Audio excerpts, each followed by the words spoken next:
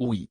Conduite par Charles T. King, Liberia, la 4e mission de visite onusienne au Togo, mai-juin 1957, comprend 5 autres membres: Jean-Louis Delisle, Canada, Latite, Danemark, José Rolls Bennett, Guatemala, Victorio De Carpio, Philippines, Alexandar Bozovic, Yougoslavie.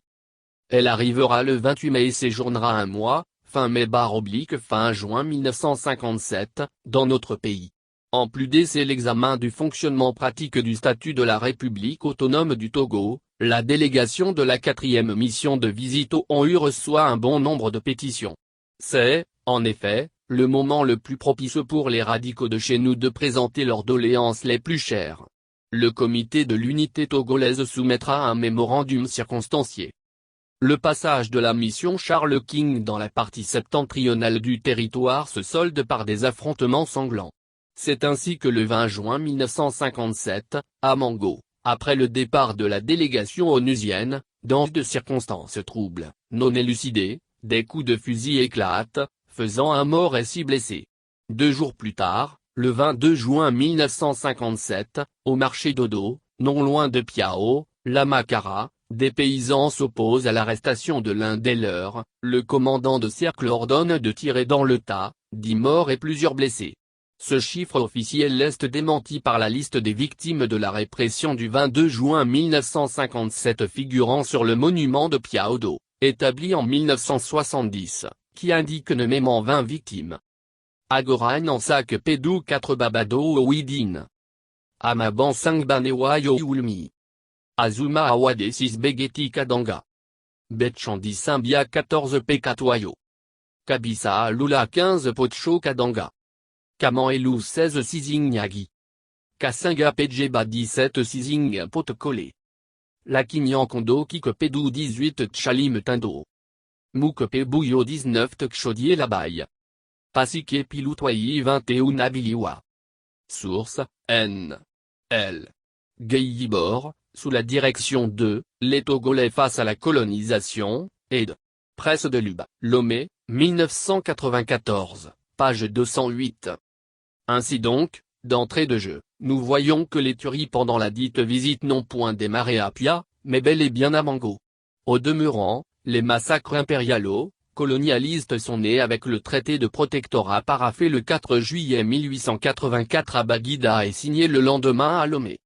En effet, à partir de ce traité, les Allemands auront mis 8 bonnes années pour pouvoir s'asseoir de facto sur la terre de nos aïeux.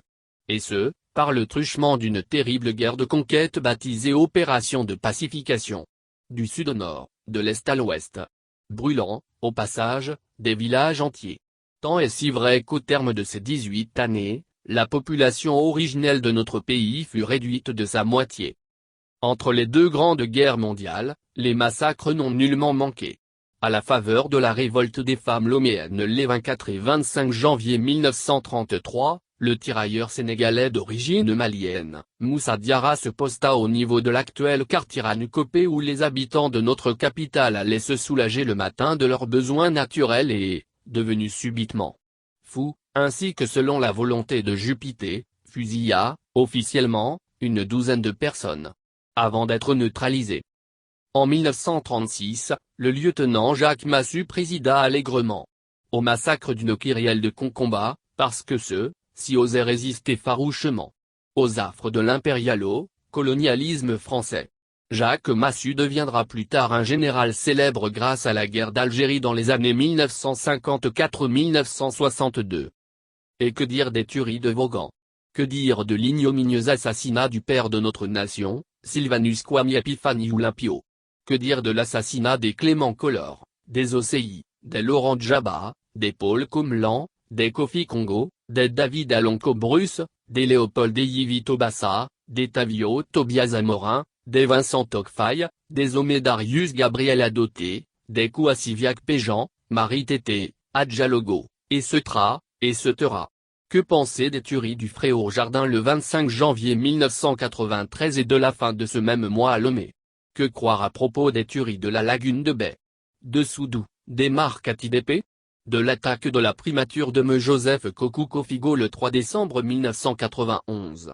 Quid des massacres durant le période février-avril 2005, 500 à 1000 victimes selon les Nations Unies et la Ligue togolaise des droits de l'homme?